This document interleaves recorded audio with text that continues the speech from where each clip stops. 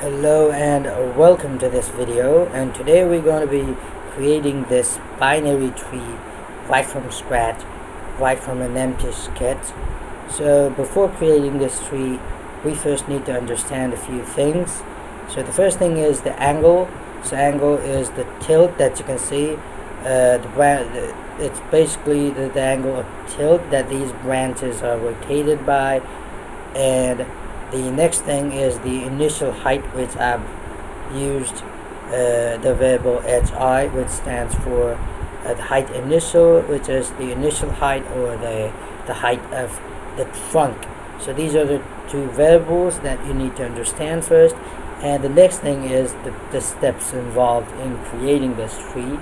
So the steps are fairly simple. The first step is to translate to this position, which is the width divided by 2 and height.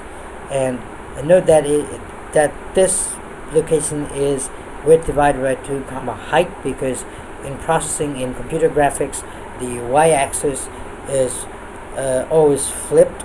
So this is the height, and then you need to draw a line from there to the minus, from there to this point, and then rotate, and then draw, and then rotate in the opposite direction, and then draw it, and from there repeat the process. So the steps are fairly simple.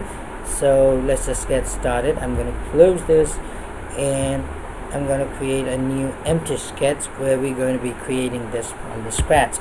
So as always, the first thing that we need is the two functions, the setup function and the draw function. But in this video we're not going to use the draw function because we're not animating anything, so we're not going to use the draw function. So, and the variables that we need are the angle variable. So let's just set it pi divided by 8 for now, and you can tweak it, you can play with it and see the result and see whatever pleases you. So the first thing that we've declared is the angle, and we've set it to pi divided by 8. The second variable that we need to declare or initialize is the height initial. So initial height, the height of the trunk, which we're going to set it to 250 because it works for me. So it might, you can play with it. Obviously you can change things. And now coming inside of the setup function, so the first few things that we need to set up is the size of our window. So as always, I love to go with 800 by 800. And the next thing is the background color of image. So in this case I'm gonna just set the background to a white color, so it's just 255. And then now we're going to go deeper into the steps the steps involved in creating this tree. So the first function that I'm going to be creating is the tree function, which is basically the beginning of the whole process. It is basically a recursive function, and this tree function, it kind of triggers the whole recursive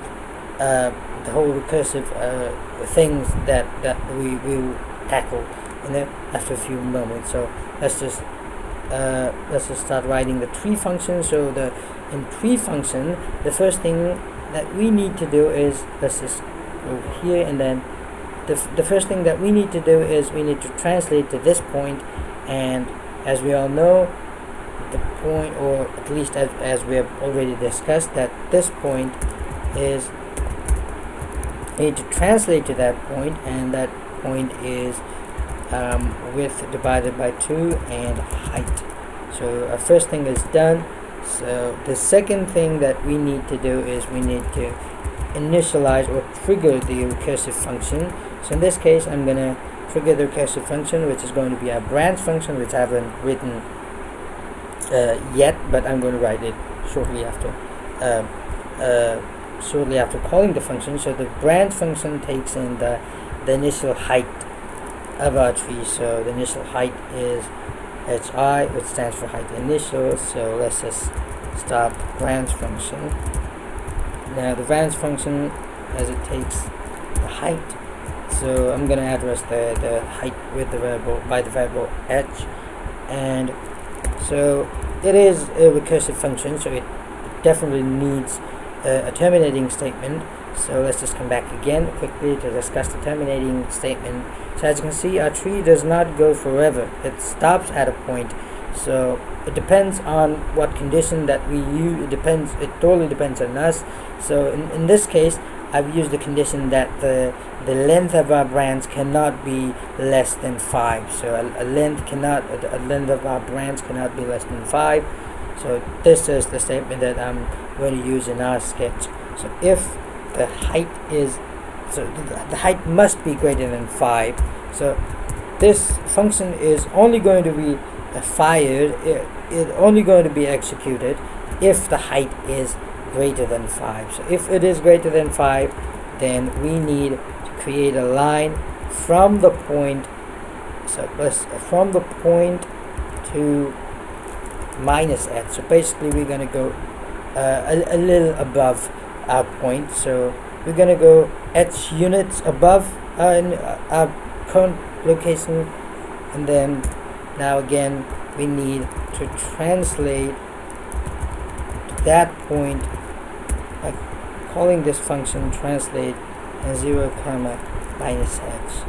And then again there comes the rotating part of the code, where we're going to rotate our branches. So for that, now we use this.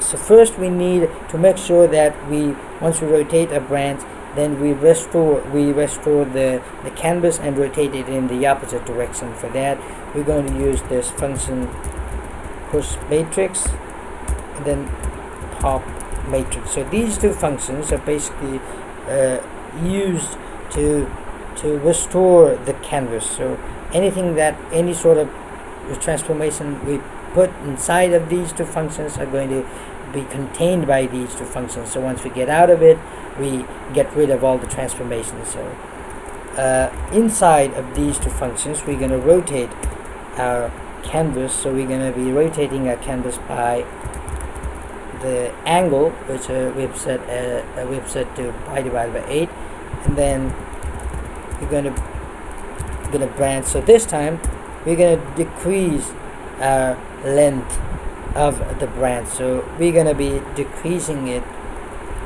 by, let's just say, 0.66. So every time we run this function branch, our height is going to be decreased as a factor of 0.66, and similarly we have to rotate it in the opposite direction. So once again we use the push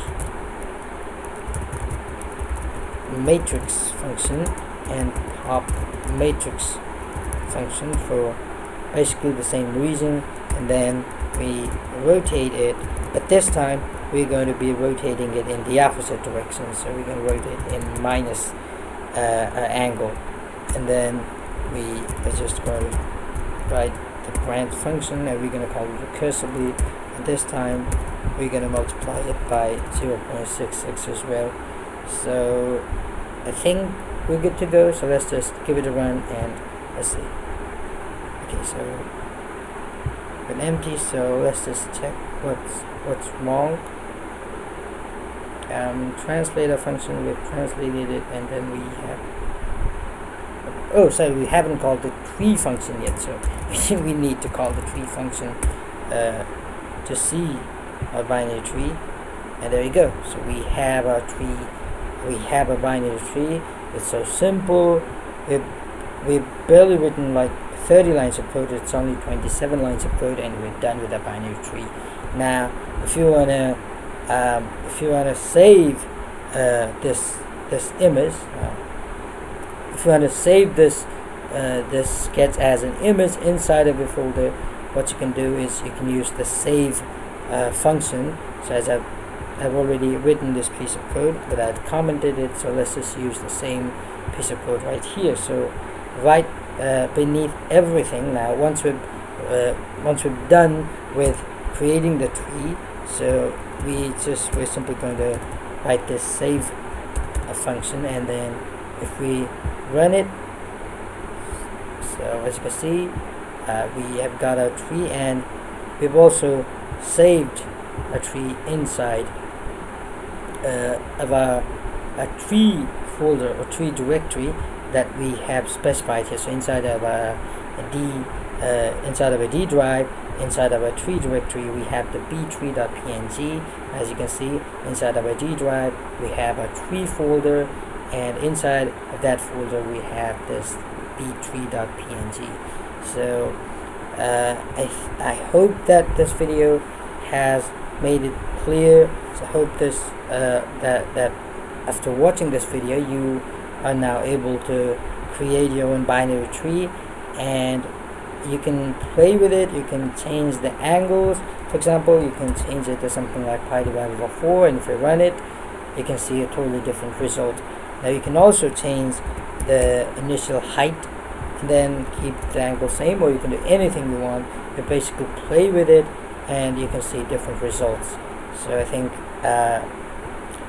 this video has been worth it, and I think this video has been worth your time, and I hope you've understood how to create a binary tree in processing.